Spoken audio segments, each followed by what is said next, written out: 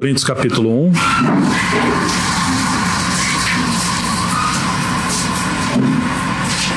Verso 4 em diante. Sempre dou graças a meu Deus a vosso respeito, a propósito da sua graça que vos foi dada em Cristo Jesus, porque em tudo foste enriquecidos nele, em toda palavra, em todo conhecimento, assim como o testemunho de Cristo tem sido confirmado em vós, de maneira que não vos falte nenhum dom, aguardando vós a revelação de nosso Senhor Jesus Cristo, o qual também vos confirmará até o fim para serdes irrepreensíveis no dia de nosso Senhor Jesus Cristo. Amém. Fiel é Deus pelo qual foste chamados à comunhão de seu Filho, Jesus Cristo, nosso Senhor. Ainda o capítulo 1.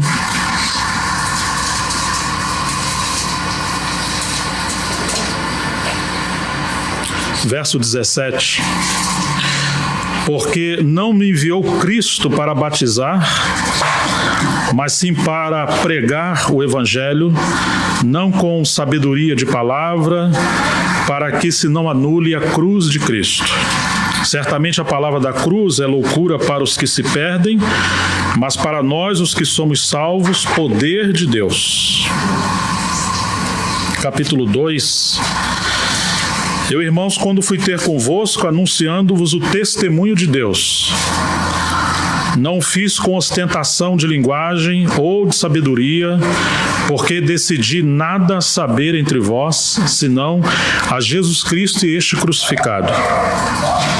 E foi em fraqueza, temor e grande tremor que eu estive entre vós. A minha palavra e a minha pregação não consistiram em linguagem persuasiva de sabedoria, mas em demonstração do Espírito e de poder, para que a vossa fé não se apoiasse em sabedoria humana, e sim no poder de Deus. O capítulo 11.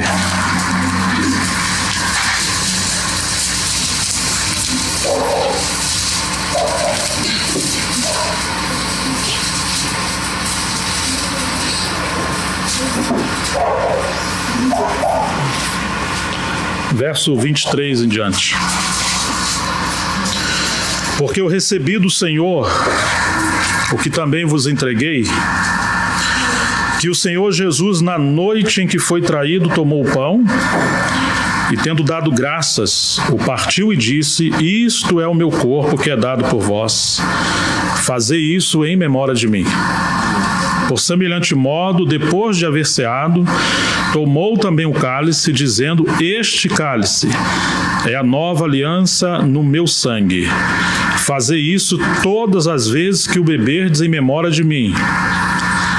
Porque todas as vezes que o comerdes este pão e beberdes o cálice, anunciais a morte do Senhor até que ele venha. Amém. Muito surpreendente que o assunto da ceia ou da mesa do Senhor se encontra exatamente em 1 Coríntios. Ele é um assunto central no Evangelho e ele é um fundamento central no viver da igreja. Na verdade, o Senhor ordenou duas coisas em relação à praticidade, ao que é chamado liturgia da vida da igreja. Uma é o batismo e a outra é a ceia. Quando a pessoa ouve o Evangelho e se identifica como pecador e se arrepende, ela crê no Senhor. Ela reconhece a necessidade do Salvador. Ela não pode salvar a si mesma. Ela está condenada segundo o veredito de Deus.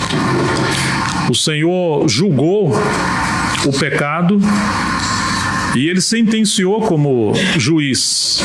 Mas esse castigo que cairia sobre nós, o nosso Senhor tomou em nosso lugar.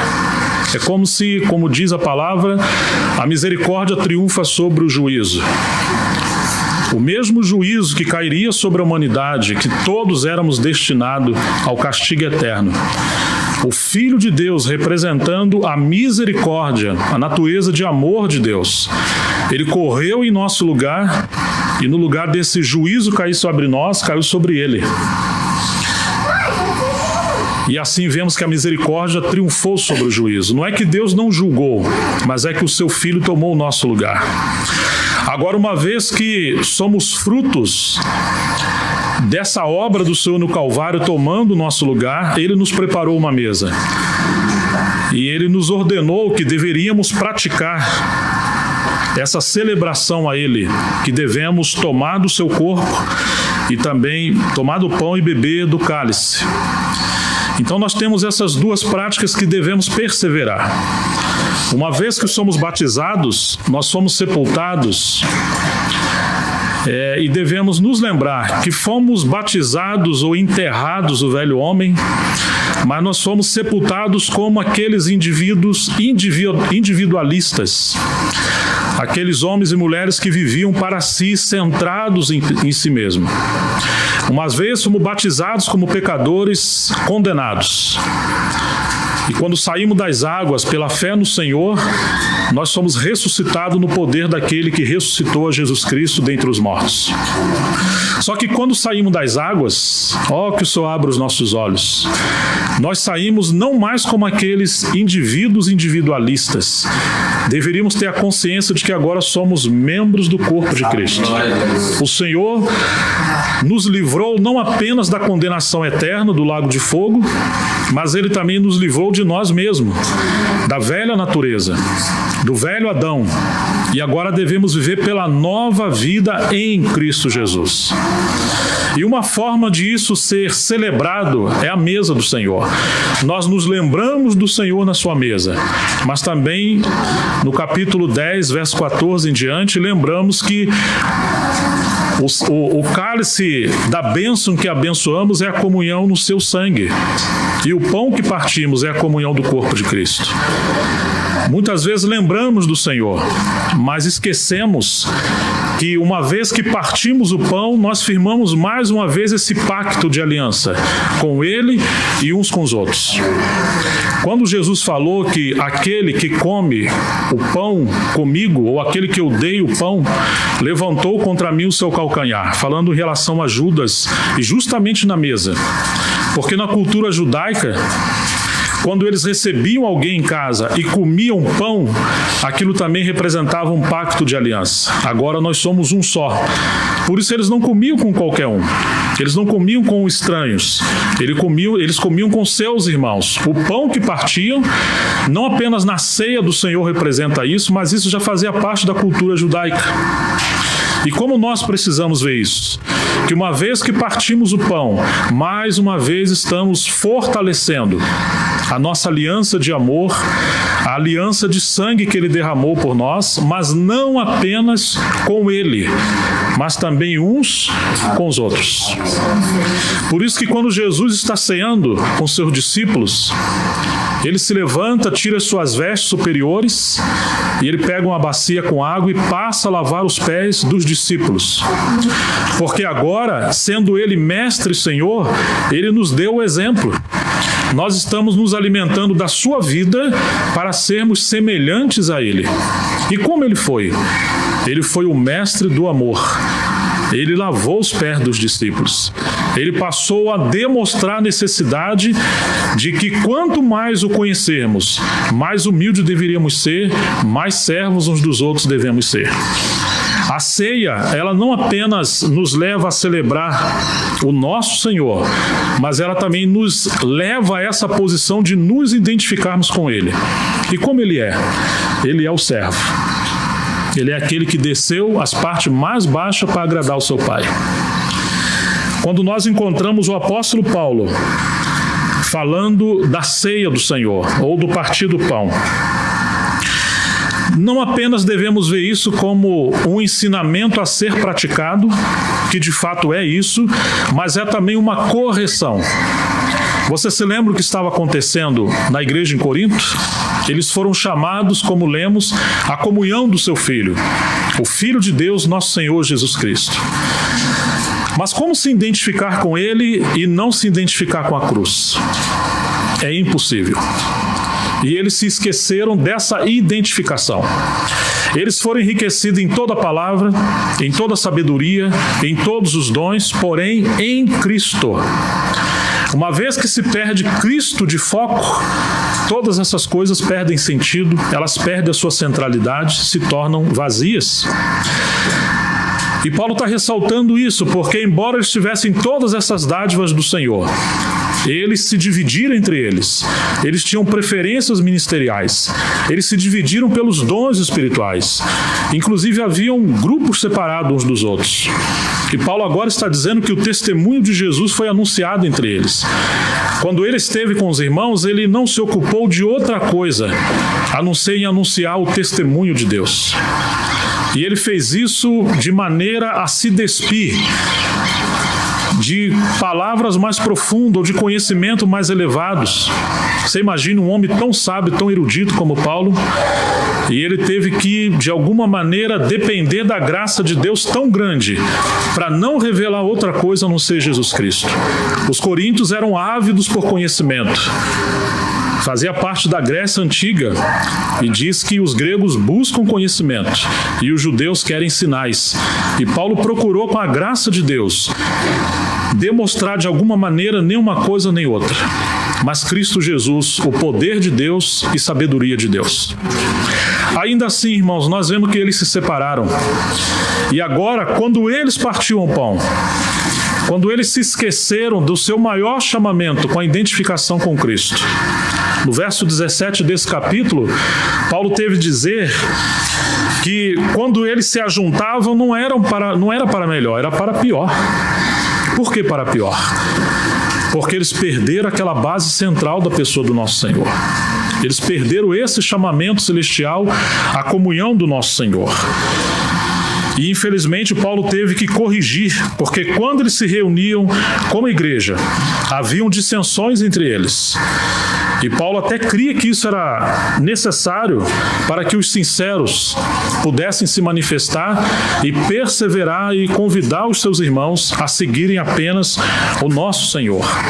Graças a Deus pelos dons, pela sabedoria, pelo conhecimento, pelos ministérios, mas Cristo deve ser unicamente a centralidade de todas as coisas.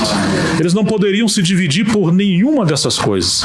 O Senhor nos deu todas essas coisas, mas essas coisas não podem tomar o lugar central da pessoa e obra do nosso Senhor. Por isso, então, ele começa a corrigir os irmãos.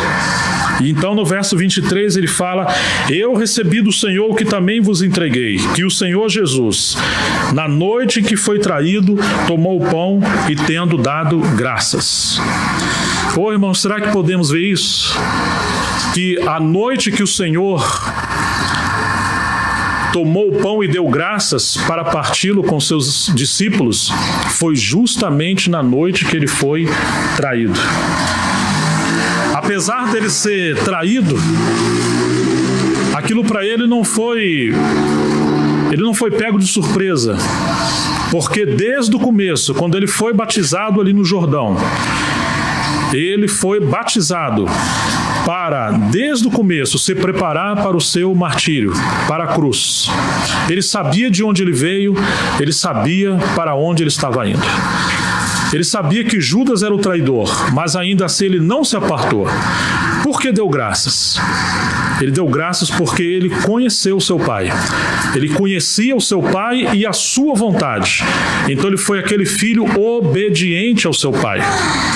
Muitas das vezes nós, na nossa crise, na nossa noite escura, a nossa tendência é não dar graças e nem tomar o cálice que representa a cruz. Nossa tendência é nos separar. Às vezes, quando temos crise entre nós, não apenas do lado pessoal, mas também como assembleia, a nossa tendência é separar-nos uns dos outros. A nossa tendência é nos isolar do próprio Senhor, é esperar que as coisas aconteçam. Por quê, irmãos? Porque de alguma maneira nós temos uma tendência de nos salvar a nós mesmos, de querer que Deus nos abençoe de alguma maneira nos poupando de problemas. quando eles tiveram vários problemas. A igreja em Corinto, no capítulo 6, Paulo fala: vocês não sabem que os santos hão de julgar os anjos e o mundo? Ora, se vamos julgar os anjos e o mundo, não podemos tratar ou julgar as coisas pertencentes a essa vida?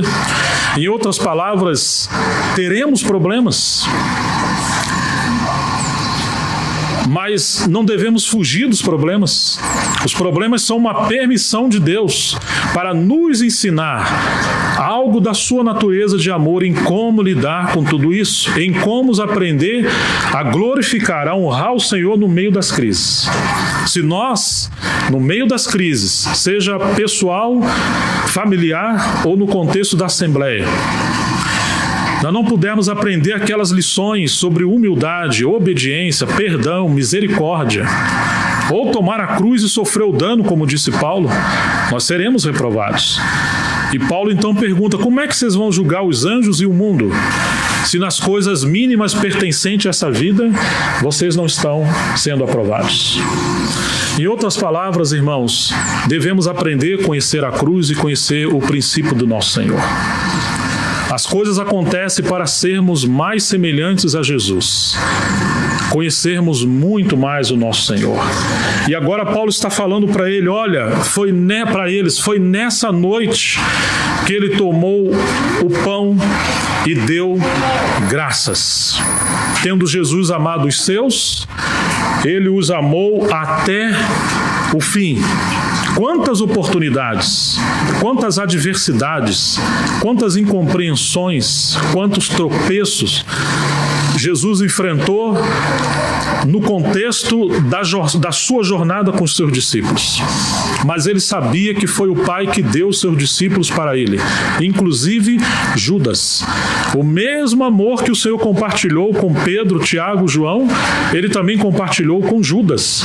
Quando Judas foi ao Getsêmani com os soldados para trair Jesus, o que ele pergunta a Judas? Amigo, a que vieste? Ele chama Judas de amigo. Ou seja, irmãos, o fato de Judas ser um traidor não mudou a natureza de amor, de fidelidade, de cordeiro do nosso Senhor. Os problemas que ocorrem entre nós não é para nós nos assemelharmos com esses problemas, mas é para que essa natureza de cordeiro aumente em nós e possamos vencer o mal com o bem. A cruz possa ser aplicada em nossa vida. Nada pode justificar desonrarmos o Senhor no meio da adversidade, a não ser se o nosso ego for maior do que o amor pelo Senhor. O Senhor espera que possamos amá-lo de tal maneira que possamos seguir o mesmo exemplo do nosso Senhor. Então, na noite em que o Senhor foi traído, tomou o pão e deu graças. Às vezes acontece, irmãos, falar: não, hoje eu não vou partir o pão. Por quê? Não, porque eu tive um problema. Seja no âmbito da família ou com alguns irmãos. Claro que não se deve permitir o sol se pôr sobre a nossa ira, como disse Paulo. Ele espera que nós possamos tratar das coisas a cada dia, a cada momento, e por isso é 70 vezes 7. É como uma respiração, assim deve ser o perdão entre nós. Mas muitas das vezes, irmãos, achamos que devemos partir o pão quando as coisas estão boas, quando não há crises. Mas é justamente nessa hora que devemos honrar o Senhor. Falar: Senhor, eu quero te obedecer, quero te honrar. Apesar de todas as coisas, nós devemos honrar o Senhor no meio da adversidade. Então, irmãos, diz as Escrituras: eu recebi do Senhor que também vos entreguei, que o Senhor Jesus, na noite em que foi traído, tomou o pão e, tendo dado graças, o partiu. Ele sabia que seria traído. Há um livreto bem interessante chamado A Bênção da Traição, de Rush. É um autor desconhecido por muitos irmãos. Mas ele fala que, de alguma maneira, se formos amadurecer do nosso Senhor, nós vamos experimentar as pegadas do nosso Senhor. O Senhor foi batizado, nós somos batizados. O Senhor foi guiado ao deserto para ser provado pelo inimigo, tentado pelo inimigo. mais cedo ou mais tarde nós vamos entender que o Senhor também vai nos guiar pelo Espírito em caminhos que nós não queremos ir. Em muitas coisas o Senhor passou. E a cada nível que ele atingia da sua jornada até a cruz, é uma lição também da nossa jornada com ele. Ele peregrinou como precursor em nosso lugar. Ele estava indo para a cruz, para agora seguirmos as suas pesadas pisadas também de irmos para a cruz. Mas o Senhor teve um traidor. O Senhor enfrentou também essa situação. E muitas das vezes nós achamos que sempre é o diabo quando coisas adversas acontecem conosco. Mas quem colocou Judas no contexto do nosso Senhor foi o Pai. Ele o permitiu, porque ele o levou à cruz. Ele cooperou para uma vida crucificada. E a vida do Senhor não acabou na cruz. Ele morreu, mas ele ressuscitou. Morreu em nosso lugar.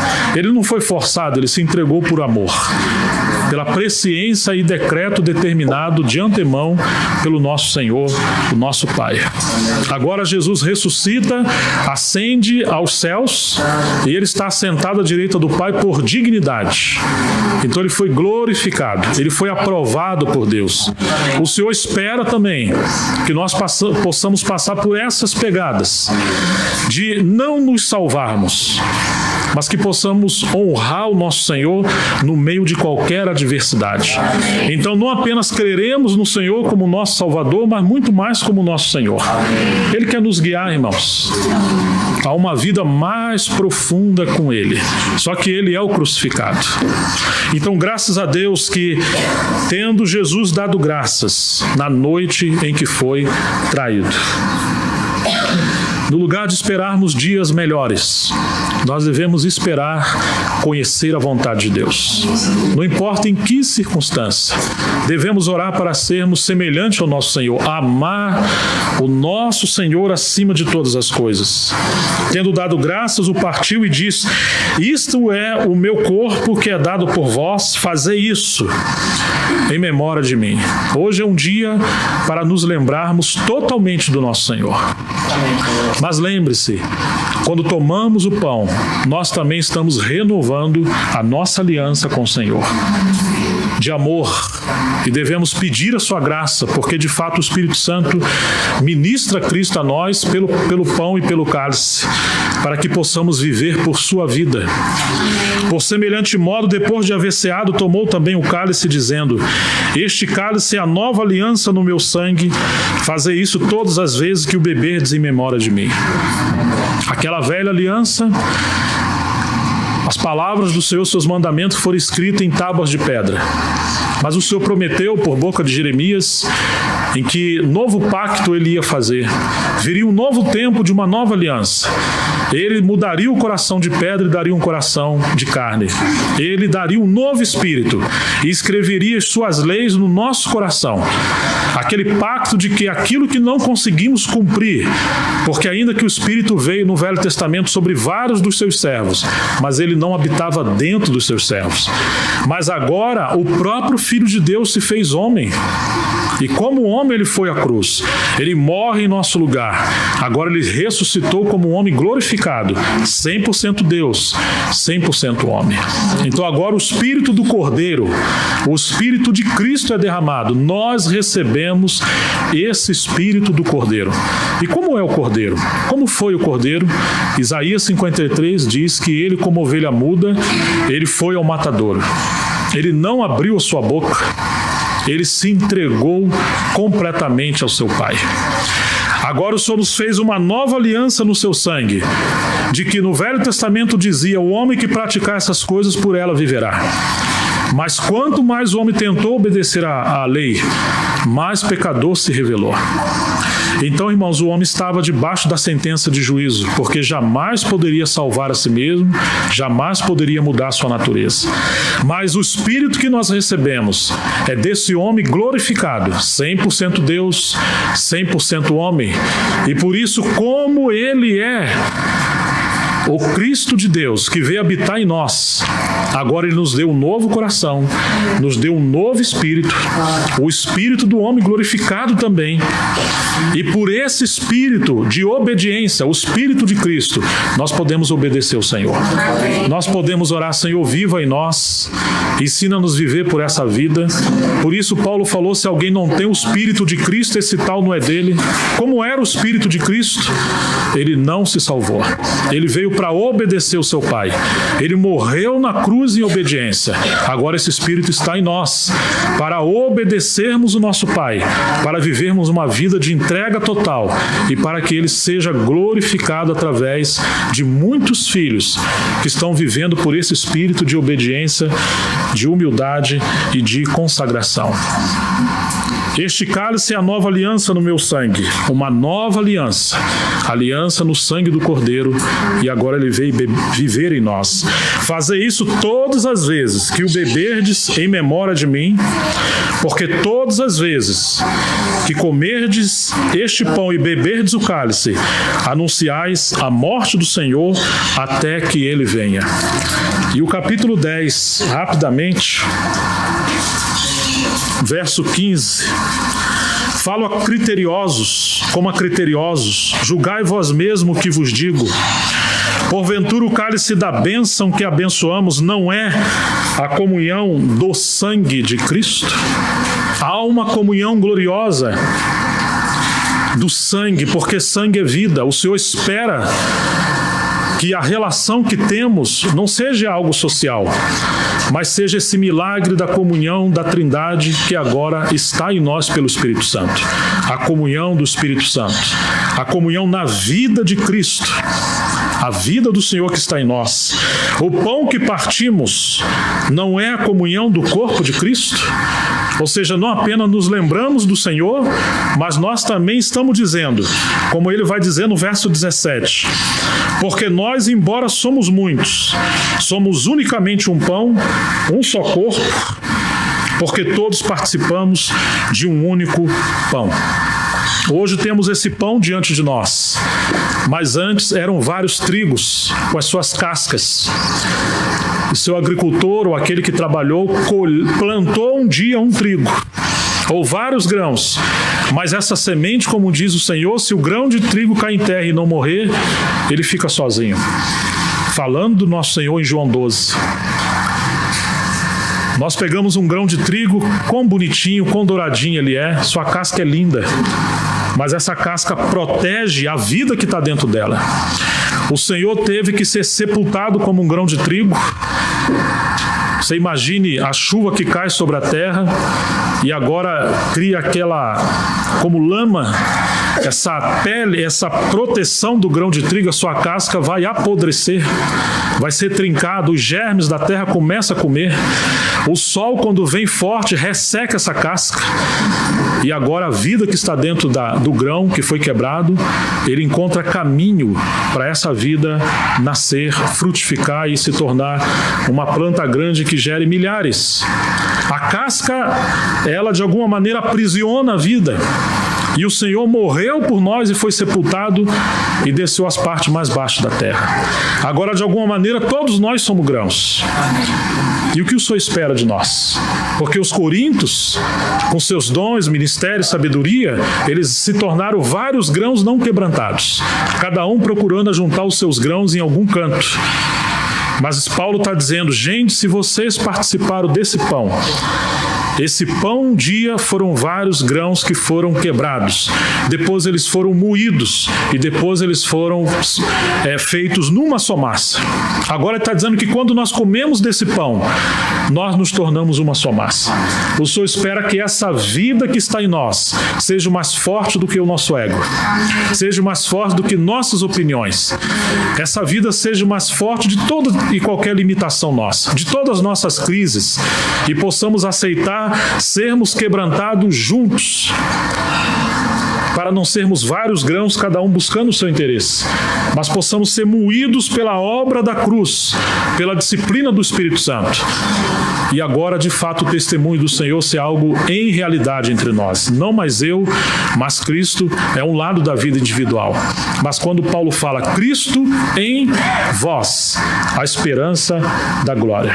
Então, queridos, essa mesa, por um lado, celebra o nosso Senhor, mas por outro lado, é um pacto de aliança não com Ele, mas de uns com os outros, de que nós vamos permanecer juntos, não importa as circunstâncias, nós vamos passar a viver na dependência da vida de Deus.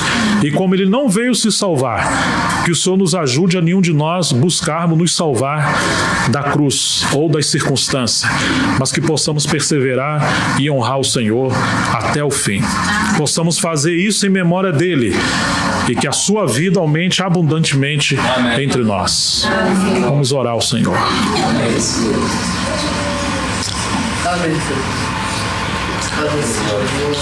Ó Senhor, abra os nossos olhos, nos ajude, para que a palavra do Senhor, que é a verdade, ela se torne realidade nas nossas vidas. E que haja uma obra profunda daquilo que conhecemos na mente, para conhecermos no coração. Nos dê a Tua graça, Senhor, para sermos essa massa, não apenas doutrinariamente, como conhecemos, mas em verdade, em realidade, na comunhão dos santos. Que Cristo seja tudo em nós e que essa vida de unidade, essa vida de obediência, essa vida de consagração, algo tão celestial, possamos viver por essa vida.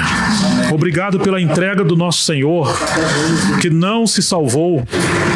Obrigado porque Ele foi fiel até a cruz, nós louvamos o Senhor por isso.